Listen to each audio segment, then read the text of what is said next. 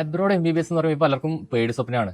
കാരണം മറ്റൊന്നുമല്ല, അഡ്മിഷൻ എടുത്തു കൊടുത്ത ഏജന്റും പെട്ട് കിടക്കാണ്, അഡ്മിഷന് കിട്ടിയിരിക്കുന്ന വിദ്യാർത്ഥികളും പെട്ട് കിടക്കുന്ന അവസ്ഥ, എല്ലാവരും മൊത്തത്തിൽ പെട്ട് കിടക്കുന്ന സാഹചര്യം.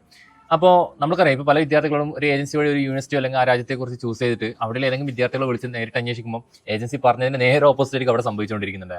അപ്പം അത്തരത്തിലുള്ള ട്രസ്റ്റ് ഇഷ്യൂ മൊത്തത്തിൽ വന്നുകൊണ്ടിരിക്കുന്നുണ്ട്.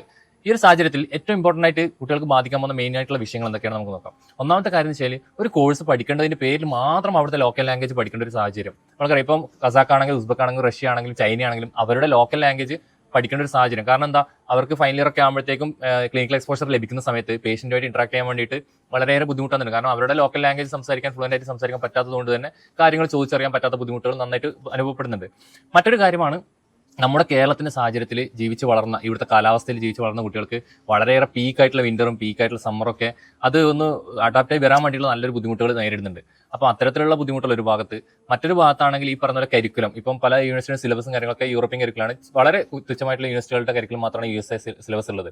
അപ്പോൾ USA സിലബസ് കരിക്കുലത്തിൽ പഠിച്ചു വന്ന കുട്ടികൾക്ക് ഇന്ത്യയിൽ FMG വളരെ ഈസി ആയിട്ട് പാസ്സാൻ പറ്റുന്നു എന്നുള്ള കാര്യം. മറ്റൊരു മെയിൻ ആയിട്ടുള്ള കാര്യം വെച്ചാൽ, എത്രയാണോ ബഡ്ജറ്റ് ഇവിടുന്ന് പ്ലാൻ ചെയ്യുന്നത്, ആ ബഡ്ജറ്റിന്റെ അപ്പുറത്തായിരിക്കും അവിടെ എത്തിയിട്ട് പിന്നീട് ചിലവാകുന്ന വരിക. അപ്പം ഇവിടുന്ന് പ്ലാൻ ചെയ്യുന്ന ബഡ്ജറ്റ് ആയിരിക്കും പഠിച്ചിറങ്ങുമ്പോഴത്തേക്ക് അതിന്റെ ഡയറക്റ്റ് ഒക്കെ ആവുന്ന സാഹചര്യം. കാരണം എല്ലാ വർഷം എക്സ്പെൻസ് കൂടുന്നു എന്നുള്ളത് ഒരു യാഥാർത്ഥ്യം തന്നെയാണ്. പിന്നെ ആരും ചിന്തിക്കാത്തൊരു സംഗതിയാണ് ഫ്ലൈറ്റ് ടിക്കറ്റിന്റെ കാര്യം. ഫ്ലൈറ്റ് ടിക്കറ്റ് ഇവിടുന്ന് പ്ലാൻ ചെയ്യുന്ന ഫ്ലൈറ്റ് ടിക്കറ്റ് വേറെ, കിട്ടുന്നത് വേറെ. പിന്നെ ഈ പറയുന്ന പോലെ ഇന്റേൺഷിപ്പിന്റെ കാര്യത്തിലാണെങ്കിൽ, ഇന്റേൺഷിപ്പിന്റെ കാര്യത്തിലും ലൈസൻസ് കാര്യത്തിലൊക്കെ വ്യക്തത വരാത്തതും, എംബസിയുടെ ഭാഗത്തുനിന്ന് NMCയുടെ ഗൈഡ് ലൈൻ്റെ ഭാഗത്തുനിന്നൊക്കെ എന്താണ് ഈ രാജ്യത്ത് പ്രോപ്പറായിട്ട് നടക്കുന്ന മെഡിക്കൽ പ്രോഗ്രാം, NMCയുടെ അംഗീകാരം, ഈ പറയുന്ന ഗൈഡ് ലൈൻ ഒക്കെ പാലിക്കുന്നത്, അതിനൊക്കെ ഒരു വ്യക്തത വരാത്തൊരു സാഹചര്യം. ഇതൊക്കെയാണ് ആശങ്കയിലാക്കുന്നത്. അതുകൊണ്ടാണ് ഈ വാർണിംഗ് ലെറ്റർ വരുമ്പോഴുള്ള പ്രശ്നങ്ങളും അക്രഡിറ്റേഷൻ പോകുമ്പോഴുള്ള പ്രശ്നങ്ങളൊക്കെ തൂങ്ങിപ്പിടിച്ച് നിൽക്കേണ്ടി വരുന്ന സാഹചര്യം ഉണ്ടാകുന്നത്. അപ്പം ഇതിനൊക്കെ ഒരു പരിഹാരം, ഇതിനൊക്കെ കംപ്ലീറ്റ് സൊല്യൂഷൻ ആയിട്ടുള്ള ഒരു രാജ്യം, ഒരു യൂണിവേഴ്സിറ്റി നിങ്ങൾക്ക് ഇൻട്രൊഡ്യൂസ് ചെയ്താലോ. അപ്പം അതേതാണെന്ന് അറിയുന്നുണ്ടെങ്കിൽ കൃത്യമായിട്ട് എന്നെ ബന്ധപ്പെടുക.